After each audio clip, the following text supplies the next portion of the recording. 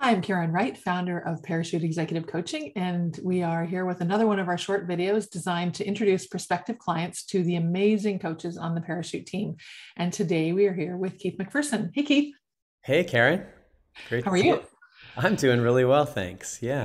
You've always got a smile on your face. You're just the nicest presence to have, like in the group on the monthly calls. It's absolutely lovely to have you as part of this group. Oh, thanks. Well, it's a pleasure to be part of it. It's a great group and some really amazing people to network with and work They're with. not bad. They're not bad. Yeah. You are located in Winnipeg, I'm in Manitoba. Winnipeg for most of the year, although I do spend some time in Hawaii and California as well. I'm dreaming to being there more and more. I'll be honest. Yeah, I'm not going to feel too bad for you when you're traveling all those places.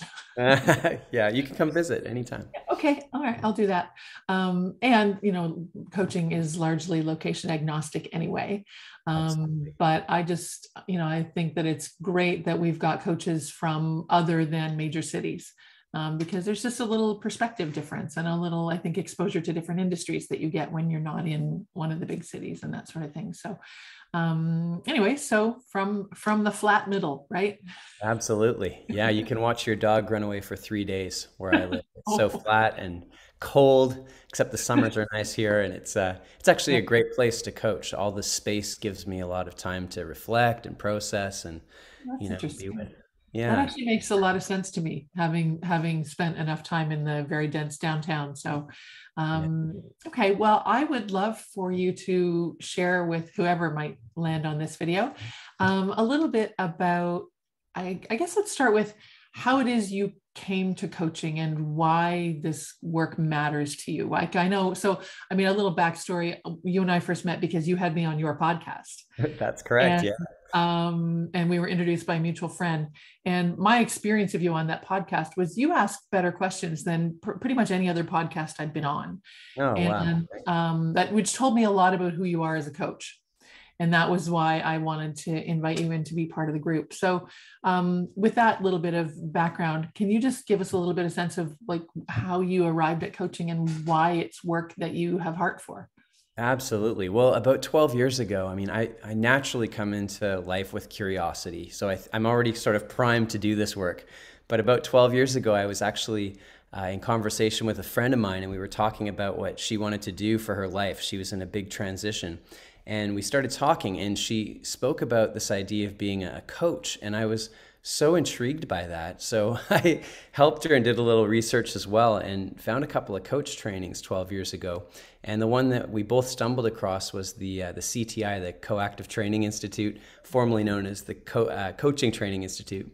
Yeah. So we both went to the first weekend module training for that, and my life just changed. I was like, this is what I need to be doing, and went on to certify in that eventually and a bunch of other certifications. And it's been a really gradual evolution for me as a coach. I mean, the last 12 years, I mean, I remember being such a novice coach in the beginning, just asking these basic questions, what's important to you? Why do you want that? But it's really evolved, into just so many deep levels. I continue to evolve. And it's what I love about this profession is, in order to be there for my clients, I also have to be inwardly working on myself.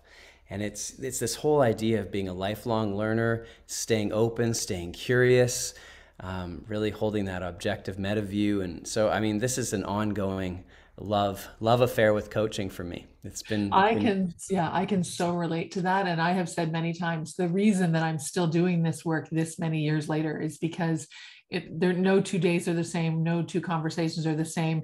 And I must keep my game up. I must keep learning in order to keep pace with the people that I'm working with, and the research that's going on in the field related to coaching, neuroscience, and all of that. It's still moving so quickly that I think that we do ourselves and our clients a disservice if we're not paying attention, right? absolutely. Yeah. Yeah. At the core of my work too, I mean, beyond coaching, I do a lot of work in the field of mindfulness and leadership and mindfulness and that correlation. And I find like having a conscious mindfulness practice while being a coach is very helpful. When my mind starts wandering off in the middle of a conversation, it's like, no, come back. What's Yeah. trying to happen here? So they really go hand in hand. They really do. I really agree. I'm curious, over the course of the last couple of years, where, I mean, my experience is certainly that leaders have struggled, like, I mean, in an extraordinary way. Has the mindfulness aspect of your coaching practice shifted or changed or grown or diminished in any way? Has anything gone on there? Absolutely. I think mindfulness was a real buzzword for a long time, and it still kind of is. People talk Yeah. about being mindful. But, in the last several years with the pandemic and just the advances in technology and just all the world events going on, Bob Anderson, who's the founder of the Leadership Circle profile, where I've done a lot of work as well, talks about us being in this VUCA world, Mm. and that stands for like volatility, uncertainty, complexity, ambiguity, whatever words you want to use. Basically, we're in a completely challenging time as a culture, and we see this really happening in the business world, especially. Our leaders are really being challenged to shift paradigms and think differently, and so I think more than ever right now that the mindfulness practice integrated into the leadership model and coaching is crucial to actually slow down to speed up. I find myself sharing this a lot with especially senior teams and executives that are just they're racing. They've kind of bought into this culture of just racing to try to get so much done off their to-do lists. And a lot of times what I notice in patterns in a lot of the clients is they're literally just like answering an email or checking something off their to-do list, but they're not being conscious of like how they're being while they're doing it. And I think more than ever to slow down to really get curious about, what's underneath all of this doing? Like what's fueling it? Is it a place of reactivity where I'm, being motivated by fear and apparent threat? Or am I coming from that inner authority, that idea of being your inner leader within and leading from a place of peace and consciousness? So more than ever, Karen, I think the mindfulness and the coaching are so linked up right now. Oh, and to be leading, I love that, to be leading from a place of peace and consciousness. I mean, what if there was more of that in the world? Oh, I know. This Right? word authority, I've been thinking a lot about it. Mm. If you slow that word down, authority, there's the word author in there. And Yes. the question I get curious about is like who's authoring your life, right? Is it the outside world and the threat of what could happen? Or are we leading with our inner authority? Are we authoring our life? And so often when I'm sitting with a client, I'm curious about that. I'm like, who's authoring here? Is it the outside apparent fear or threat, or is it something internal, like that inner sort of intuitive place? That is such a wonderful exploration. I also know that in many cases, the hour that a client might spend with their coach might be the only time in their week that they really slow down and get introspective and reflective and centered and quiet at all. Yeah. And so and from my perspective, there's almost an implicit mindfulness going on in the event of a coaching conversation. And then if you layer in some more conscious practice, and I think the benefits just accelerate and deepen. Oh, absolutely. I love the idea too that, I mean, as coaches, we're helping assist people in having conversations they normally wouldn't have, Right. Yeah. otherwise, Yeah. to think Even about. with themselves. Absolutely. Absolutely. Yeah. Yeah. So what do you do to now? I mean, I obviously there's lots of things that you've just mentioned that you've done in terms of progressing your own growth. What are you doing these days? What's current for you in terms of your own growth and evolution as a coach? Yeah, well, I try to continue my professional development every year. So I'm currently in the certification process for a program called ORSC, which stands for Organizational Relationship Systems Coaching. Early on as a coach, I was doing a lot of one-on-one coaching, and I naturally started getting pulled into to lead teams and groups. And to be quite honest, early on in my career, I was falling flat on my face. It's like because I in that particular area It's because different, right? it's It's so different. entirely different. Yeah. Yeah, it's like my job as a systems coach, I'm learning is to really help reveal the system to itself. Mm. And it's so easy when you're early on as a coach to get pulled into one story or one individual. So Yeah. this particular training right now has been really helping me learn how to coach the entire system and teams and help them hear their collective voice. So that's one thing, is some sort of training or certification each year is key for me. And then in addition, I mean, I'm a lifelong reader and learner. I love our little network that we have with Parachute, where we meet up every month and we do PD. And there's several coaches in my space that I like to just share ideas with, and it's Nice. just an ongoing practice, honestly. It really is. There's a lot to know and never enough time, right? Oh, it's so true. It's easy to get overwhelmed in that space because it's just like Yeah, so much that you can learn and be yeah. saturated with. Yeah. I totally agree. And you have to just reduce your personal temptation to chase the certifications and to dip a toe in all of the different ponds, right? Yeah, it's like again, there it comes back to the consciousness for me of, Yeah, why am I taking this training and how much can I take on my plate? And yeah, it's yeah, absolutely.